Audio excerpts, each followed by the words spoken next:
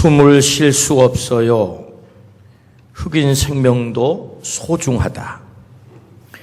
미국 흑인 플로이드의 사망에 항의하는 시위대 구호입니다. 5월 25일 미국 미네소타주 미니애폴리스에서 경찰의 과잉 진압으로 흑인 조지 플로이드가 사망을 했습니다. 이 일로 인하여 미 전역이 그리고 전 세계가 들끓고 있습니다. 코로나 바이러스와 싸우기도 벅찬데 시위와 폭동으로 나라가 혼란에 빠졌습니다. 엎친 데 덮친 격이죠. 이 사건을 보면서 든 생각입니다. 한 사람이 얼마나 중요한가라는 생각입니다. 플로이드를 사망에 이르게 한 경찰 데릭 쇼빈이 조금이라도 사람에 대한 긍휼함이 있었다라면,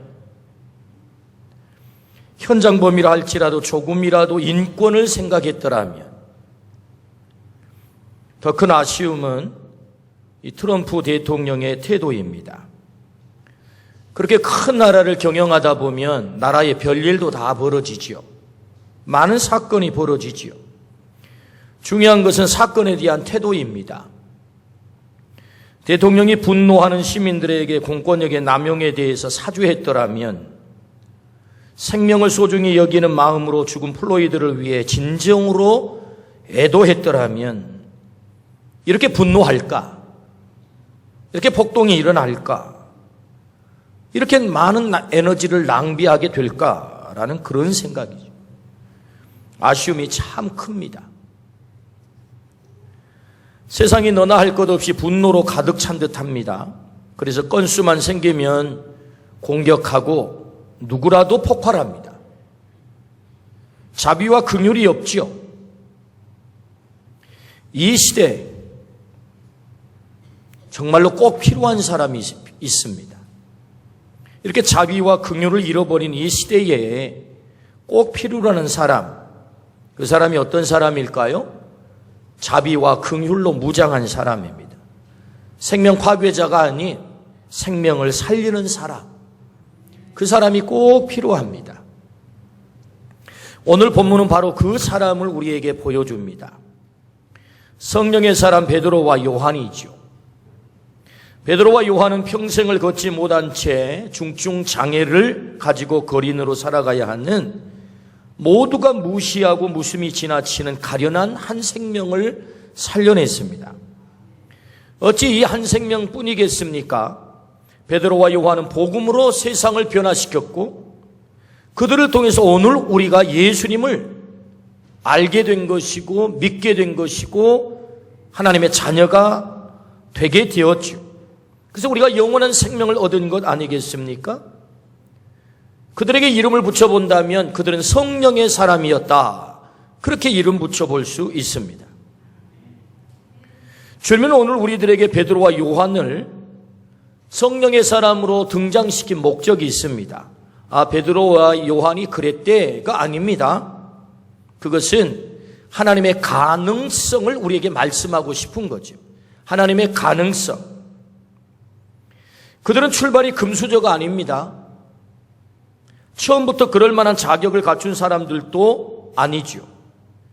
그들은 참으로 보잘것없고 평범한 무명의 어부들입니다. 그런 그들이 성령의 사람이 되어 세상을 살렸고 세상을 변화시켰습니다. 이 말씀은 곧 오늘 또 그 성령께 사로잡혀 성령의 사람이 되면 너도 베드로와 요한이 될 수 있어를 말씀하는 거죠. 하나님의 가능성을 얘기하고 있다, 그 말입니다. 베드로와 요한이 특별했다면 우리는 꿈꾸지 못할 것입니다. 그러나 그들이 특별한 사람이 아니에요.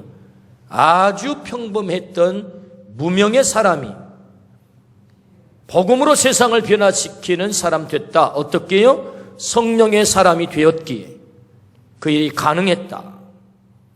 그러므로 오늘 저와 여러분이 바로 그 가능성의 존재임을 성경은 우리에게 가르쳐 주시고, 네가 바로 그 베드로와 요한이 되면 좋겠어 라고 주님이 우리를 이 말씀으로 초대하는 것입니다.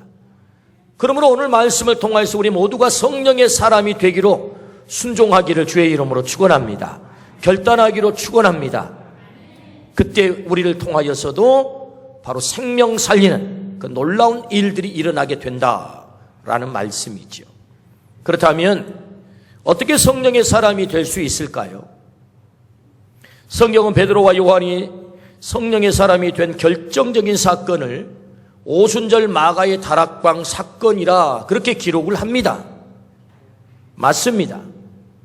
오순절 마가의 다락방 사건은 결정적 사건임에 틀림이 없습니다. 그렇다고 베드로와 요한이 성령의 사람이 되는 전부라고는 말할 수가 없습니다. 결정적인 내광과 같은 사건이지만 그러나 그것이 전부라고는 말할 수가 없습니다. 그렇다면 베드로와 요한이 성령의 사람이 되기까지 어떻게 그 일이 가능했을까요?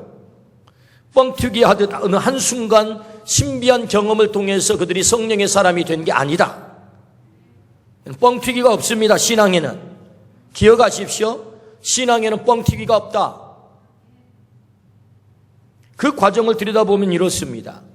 첫 번째가 예수님의 선택과 부르심이고, 두 번째는 3년간 그들이 훈련을 받았다는 것이고, 세 번째는 십자가와 부활의 목격자가 됐다는 것이고, 네 번째는 오순절 마가의 다락방에 모여 약속하신 성령님을 기다리며 전심으로 기도했을 때 그들이 성령님께 사로잡혀 성령의 사람이 된 줄로 믿습니다. 어느 한순간 신비한 경험을 통해서 그들이 성령의 사람이 된 게 아니다. 성경은 그렇게 우리에게 말씀합니다.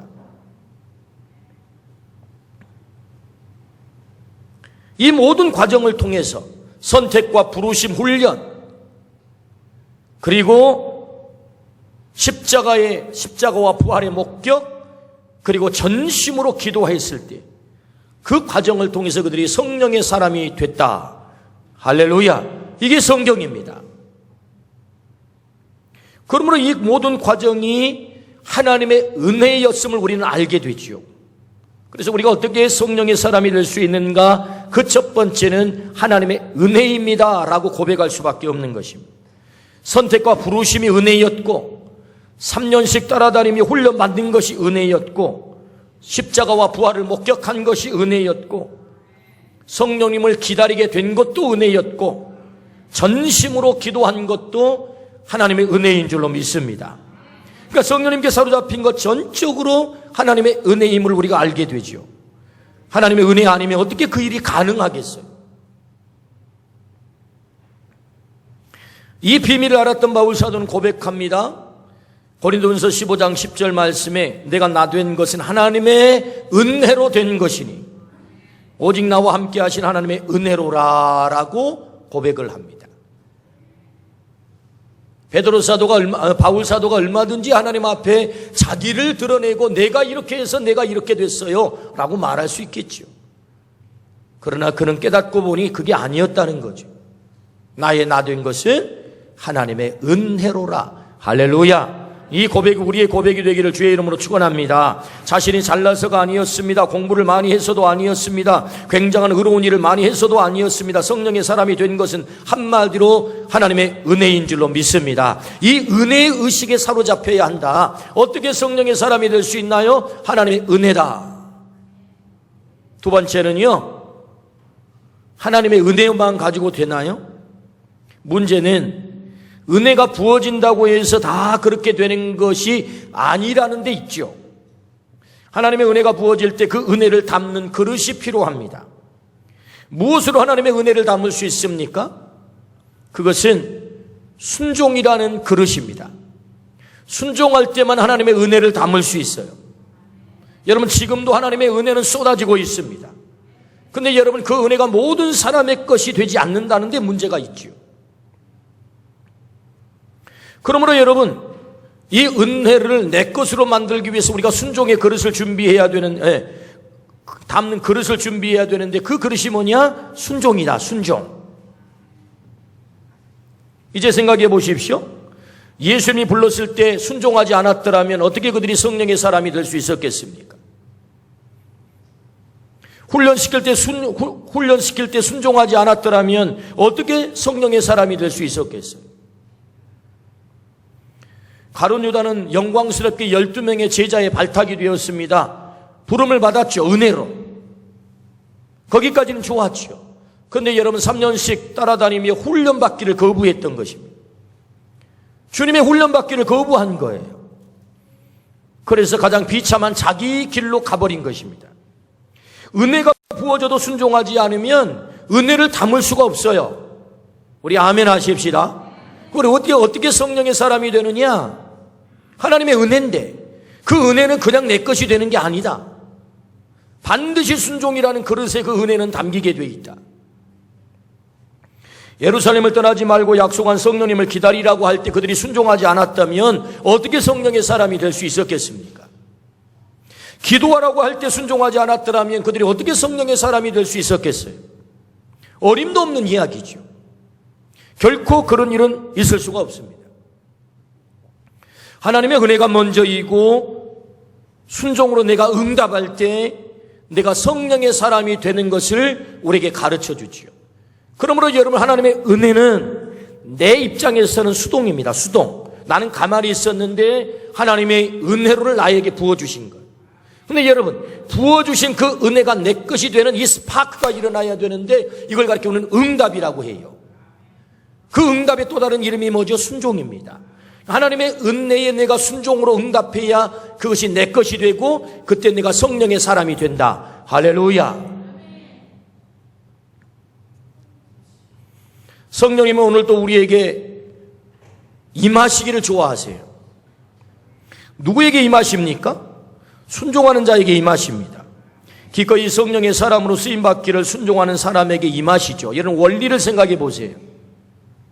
왜 내게 성령님 임하실까요? 나를 부리려고, 나를 사용하려고, 나를 쓰시려고. 그런데 성령님이 내게 임하는데 자꾸 자기 고집만 피워요. 부림 당하지 않아요. 그러면 성령님이 왜 오시겠습니까? 제가 당신께 기꺼이 부림당하겠습니다. 쓰임받겠습니다. 당신이 원하는 대로 순종하겠습니다. 할 때 성령님이 내게 오셔서 나를 사로잡는 거지요. 그래서 성령의 도구를 삼지 않겠습니까? 그러므로 순종의 사람에게 성령님은 임하신다. 순종으로만 그 은혜를 담을 수 있다. 할렐루야. 그러므로 성령의 사람이 되기 위해서 부르심에 순종하기를 축복합니다. 훈련에 순종하기를 축복합니다. 약속한 성령을 사모하는 데 순종하기를 축복합니다. 은혜의 자리에 모이는 것에 순종하기를 축복합니다. 기도하는 일에 순종하기를 축복합니다. 그 순종의 그릇 속에 은혜가 임하고 그 은혜로 성령의 사람이 될 줄로 믿습니다. 아멘. 어떻게 내가 성령의 사람이 될 수 있을까요? 하나님의 은혜에 내가 반응하는 것이다. 그 반응은 순종이다. 그 순종을 통해서 우리 모두가 성령의 사람이 되기를 축복합니다. 두 번째는, 그렇다면 성령의 사람은 어떻게 사는 것입니까? 그 첫 번째는 성령 충만을 유지하라고 말씀하세요. 성령 충만을 유지하라. 오늘 3장 1절입니다. 제9시 기도 시간에 베드로와 요한이 성전에 올라갈새. 할렐루야. 모순절 마가의 다락방에 베드로와 요한이 성령 충만했단 말이죠. 그럼 더 이상 성전을 찾을 이유가 없지 않겠습니까? 이미 성령이 그들을 사로잡았는데 말이에요. 근데 그렇게 하지 않고 베드로와 요한이 어떻게 했다? 시간을 정했다. 장소를 정했다. 그리고 제9시 기도 시간. 여러분, 제9시 기도 시간은 유대인의 시간에 의하면 오후 3시를 말합니다. 아주 기도하기 사나운 시간이죠. 이 생체 리듬상 그 시간이 썩 기도하는데 좋은 시간이 아니라 그 말씀이죠. 그런데 그 시간에 기도하러 올라간 것입니다. 왜 올라갔을까요? 주경학자들은 몇 가지를 주장을 하는데 그 첫 번째는 경건한 유대인들은 시간을 정해놓고 하루에 3번씩 기도했다. 그 관습대로 그들이 성전에 올라가서 기도했다. 두 번째 주장은 그 기도 시간에 사람들이 많이 올라왔기 때문에 복음을 전하러 올라갔다. 그 주장 또한 일리가 있습니다. 여러분, 이 두 가지 이유와 더불어 결정적인 이유가 있는데 그것은 베드로와 요한이 오순절 마가의 다락방에 성령 충만한 경험이 있지만 그 한 번으로 그 성령 충만이 유지되지 않는 것을 안 거죠. 성령 충만이 단회적이지 않습니다. 성령 충만이라는 말은 리필의 개념이 있어요. 리필. 다시 채우는 거예요. 그래서 성령 충만의 유지를 위해서 그들은 시간을 정해놓고 반복적으로 지속적으로 성전에 올라간 것입니다. 이게 중요한 거죠. 성령 충만한 사람, 성령의 사람은 어떻게 살아야 됩니까? 성령 충만을 유지해야 된다는 거죠. 인간은 한계를 가진 존재입니다. 인간은 마치 빈 컵과 같습니다. 어디에서 무엇을 하느냐에 따라 그 빈 컵은 채워지죠. 하나님 앞에 나가 예배하면 성령으로 채워집니다. 하나님 앞에 나가 기도하면 성령으로 채워집니다. 그러나 세상에 나가 세상을 생각하면 세상으로 채워지죠. 음탕한 것을 보고 음탕한 것을 감상하면 음탕한 것으로 채워집니다. 죄를 가까이 하고 죄를 묵상하면 죄로 채워지지요.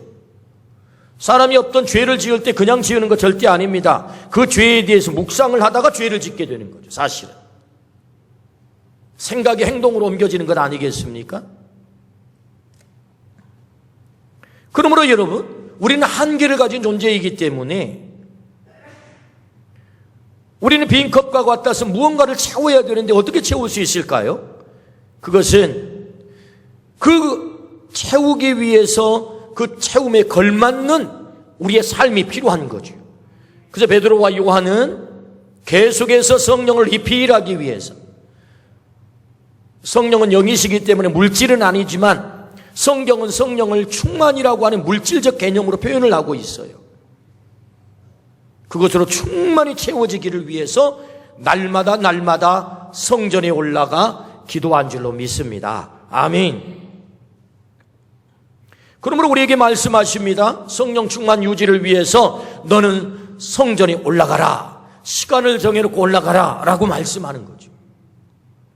그럴 때 우리가 성령 충만을 유지할 수 있다. 다니엘이 하루에 3번씩 예루살렘을 향한 창문을 열어놓고 기도했다라고 성경은 우리에게 말씀하세요. 전에 하던 대로. 여러분, 사실은 다니엘이 기도할 수 없는 형편이었거든요. 왜? 왕 외에 다른 신적 존재에게 기도하거나 예배하면 어떻게 됩니까? 사자밥이 되겠다라고 법령을 내렸거든요.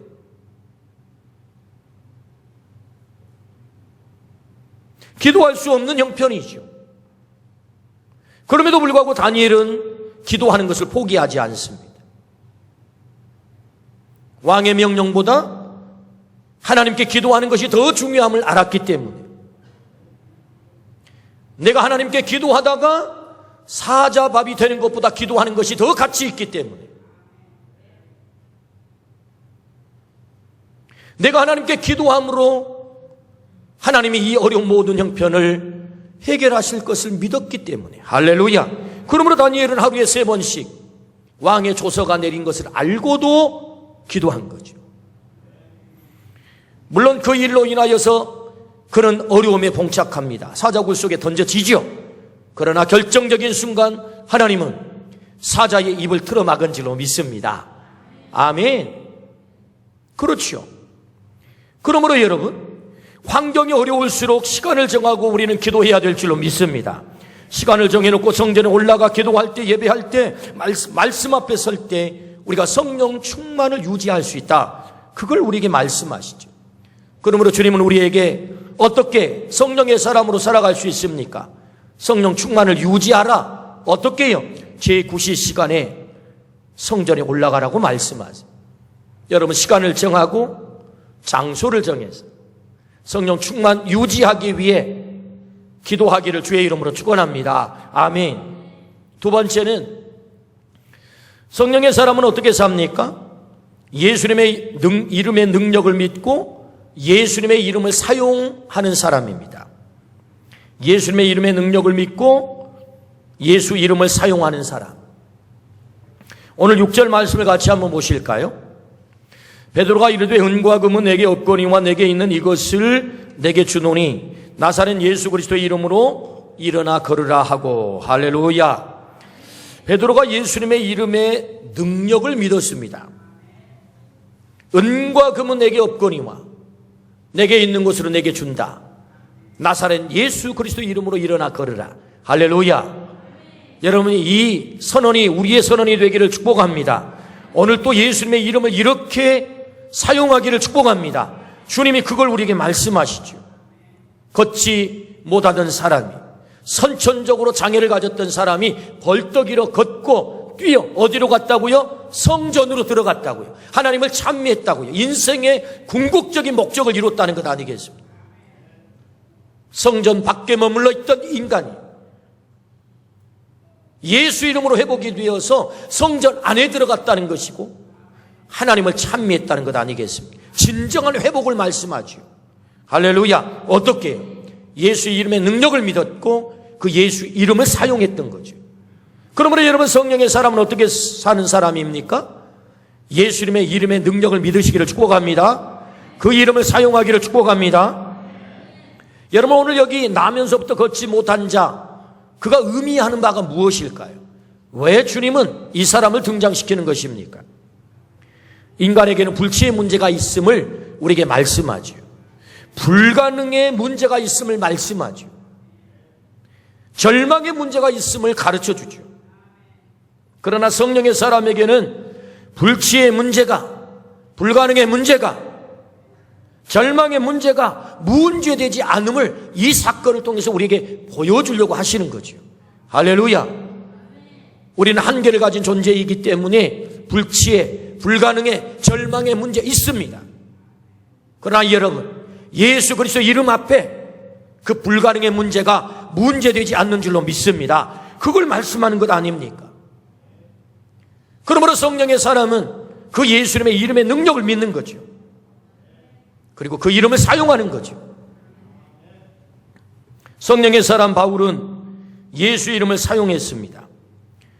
사도행전 16장 18절 말씀에 이같이 여러 날을 하는지라 바울이 심히 괴로워하여 돌이켜 그 귀신에게 이르되 예수 그리스도의 이름으로 내가 내게 명하노니 그에게서 나오라 하니 귀신이 즉시 나오니라. 할렐루야. 성령의 사람 바울도 뭘 사용해요? 예수 이름을 사용합니다. 어떻게 해요? 귀신을 쫓아내잖아요. 쑥 나왔다는 거예요. 오늘도 그런 일이 일어날 줄로 믿습니다. 성령의 사람, 예수 이름의 능력을 사용한다. 고린도후서 6장 8절부터 10절 말씀, 성령의 사람이 어떤 사람인지를 잘 보여주는 말씀입니다. 우리 같이 한번 읽어보실까요? 자, 성령의 사람은 7가지를 말씀하세요. 헤아리면서 이 말씀을 한번 읽어보십시오.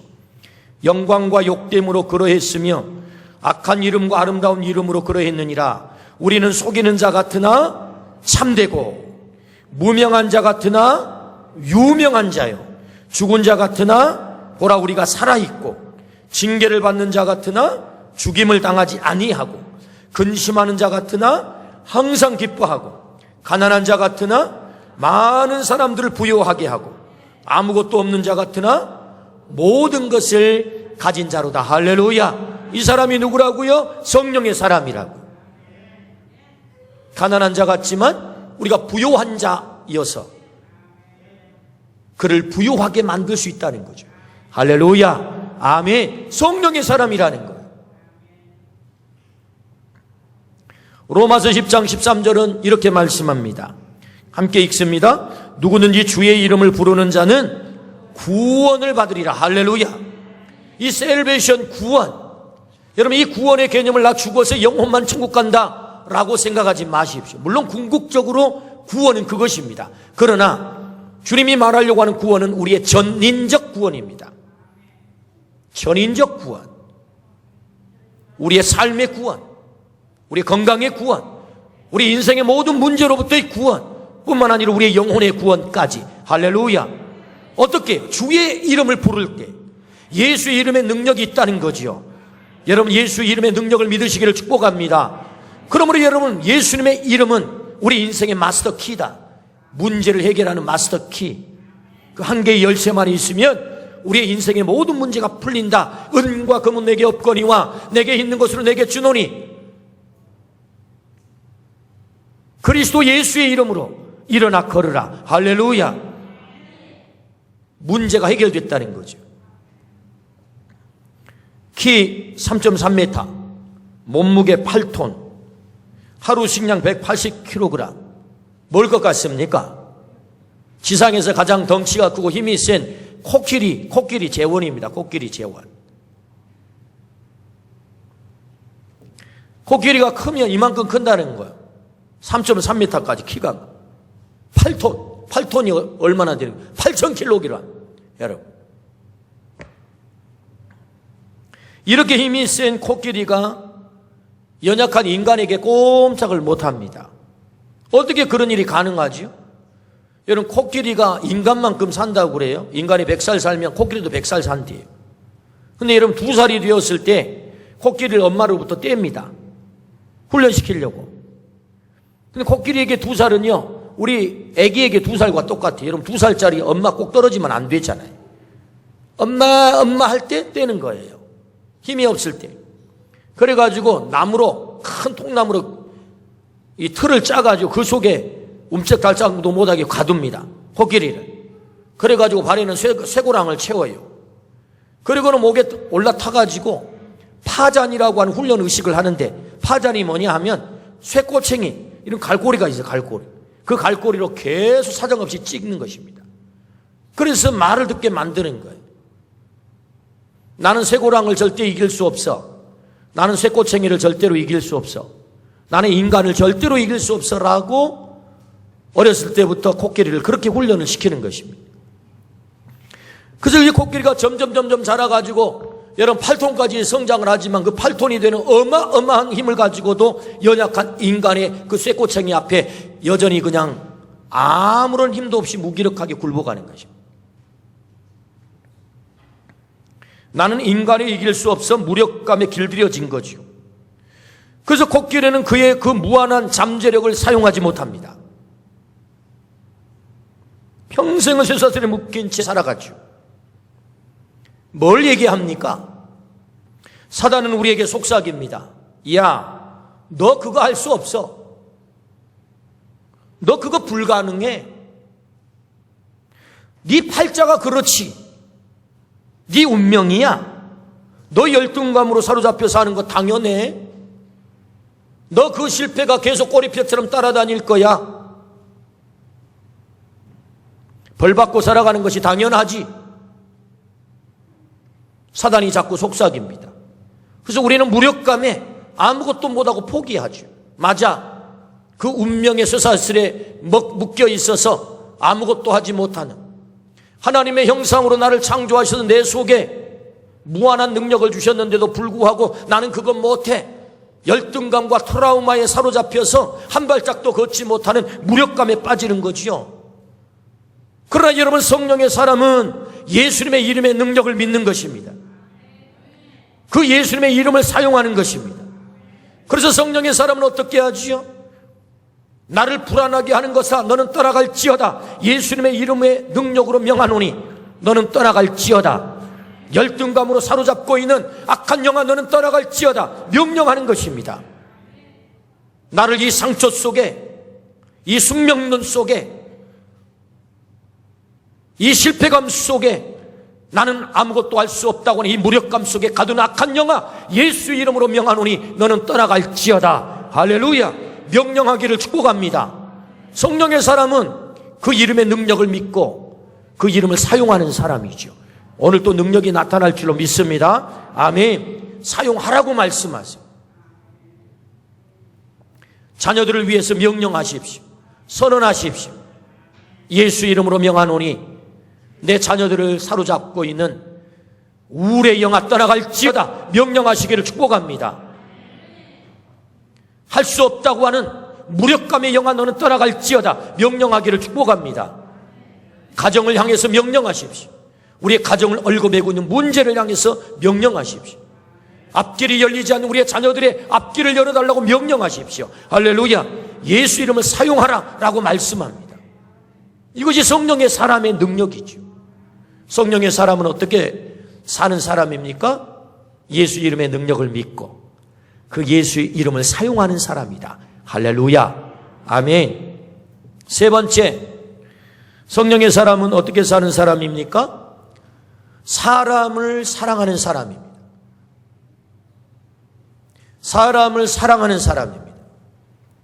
오늘 본문 2절부터 4절입니다. 같이 한번 읽어볼까요? 나면서 못 걷게 된 이를 사람들이 메고 오니 이는 성전에 들어가는 사람들에게 구걸하기 위하여 날마다 미문이라는 성전문에 두는 자라. 그가 베드로와 요한이 성전에 들어가려 함을 보고 구걸하거늘 베드로가 요한과 더불어 주목하여 이르되 우리를 보라 하니. 할렐루야. 중증의 장애인이죠. 구걸하는 사람입니다. 정말로 귀찮고 하찮은 사람입니다. 아무런 도움도 되지 않는 사람입니다. 그냥 지나치면 됩니다. 그런데 베드로와 요한은 그들을 주목하여 봅니다. 그리고 우리를 주목하여 보라고 말합니다. 사랑은 관심으로부터 출발하죠. 그가 아무런 도움이 되지 않기에 사람들은 눈여겨보지 않고 지나갑니다. 그러나 베드로와 요한은 달랐습니다. 그들은 사람을 사랑했기 때문에. 성령의 사람은 사람을 사랑합니다. 성령의 사람의 마지막 목적지는 사람 사랑입니다. 예수님의 마지막 목적지가 어디죠? 사람 사랑이죠. 여러분, 죄인이 같이 있어서 예수님이 죽으면서까지 사랑합니까? 아닙니다. 우리가 같이 있어서 예수님이 죽으면서까지 사랑합니까? 아닙니다. 예수님의 존재 목적 자체가 사람 사랑이기 때문에. 할렐루야. 성령의 사람의 마지막 목적지가 어디라고요? 사람 사랑이다. 할렐루야. 진정한 성공은 어디 있는 것입니까? 사람을 사랑하는 것입니다. 왜 그 힘을 내게 주었습니까? 사람을 더 효과적으로 사랑하라. 왜 그런 달란트를, 그 많은 지식을 다른 사람이 가보지 못한 그곳에 왜 나를 보내주셨습니까? 사람을 효과적으로 사랑하도록. 할렐루야. 그렇지요. 도움이 되기 때문이 아닙니다. 그 사람이 굉장하기 때문도 아닙니다. 그냥 사랑하는 것이 목적입니다. 그렇게 우리는 예수님의 사랑을 받은 사람들입니다. 플로이드를 죽인 데릭 쇼빈이 정말 사람을 사랑했다면 이런 일이 벌어졌을까요? 트럼프 대통령이 정말로 사람을 사랑하고 사람을 존경했다면 그렇게 말할 수 있을까요? 이렇게 사람들이 화났을까요? 성령의 사람은 사람을 사랑합니다. 주님이 말씀하십니다. 사람을 사랑하라. 우리의 마지막 목적지는 사람을 사랑하는 것입니다. 여러분, 사랑하기를 축복합니다. 여러분, 그 사람 사랑은 내 가장 가까이 있는 사람으로부터 출발하는 것입니다. 베드로와 요한이 일부러 찾아간 게 아닙니다. 그저 지나가는 길에, 날마다 지나가는 길에 가까이 만나는 사람입니다. 사랑하면 우리는 사랑하는 사람에게 가장 귀한 것을 주고 싶은 것입니다. 진정한 사랑이 무엇입니까?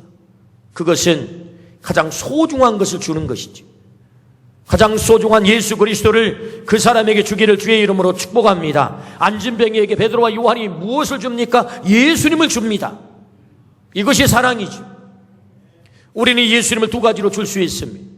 우리의 입으로 예수님을 전해서 줄 수 있고 우리의 삶으로 살아내서 예수님을 줄 수 있습니다. 내가 예수의 사람이고 성령의 사람이니 사람들은 볼 것입니다. 아, 예수님의 사람은 그렇게 사는구나. 성령의 사람은 그렇게 사는구나. 그러므로 여러분, 우리의 삶으로 예수님을 주시기를 주의 이름으로 축원합니다. 그것이 성령의 사람이 살아가는 방법이죠. 성령의 사람, 주님이 우리를 부르셨습니다. 오늘 네가 그 베드로와 요한이야. 네가 바로 그 베드로와 요한이야. 어떻게 그 베드로와 요한이 될 수 있다고요? 성령의 사람이 되면 된다고요. 그 성령의 사람은 어떻게 해요? 하나님의 은혜가 먼저 우리에게 임했다고요. 그 은혜를 순종의 그릇을 준비해서 담으면 내가 성령의 사람이 될 줄로 믿습니다. 어떻게 살아야 된다고요? 성령 충만을 유지해야 된다고. 날마다 성전에 올라가고 날마다 기도하여 그 성령 충만을 유지할 때 내가 성령의 사람으로 살 수 있다. 뿐만 아니라 예수 이름의 능력을 믿는 것입니다. 오늘 또 이 능력을 믿으시기를 축복합니다. 그래서 그 예수의 이름을 주시기를 축복합니다. 사람을 사랑하기를 축복합니다. 오늘 성령의 사람을 찾고 있습니다. 자비와 긍휼을 잃어버린 이 시대, 모두가 분노하고 화난 세상 속에 눈만 뜨면 생명 파괴의 소식이 전해지는 이 땅에 성령의 사람이 되어서 생명을 살리고 사람을 사랑하는 성령의 사람 베드로와 요한이 되기를 축복합니다. 아멘.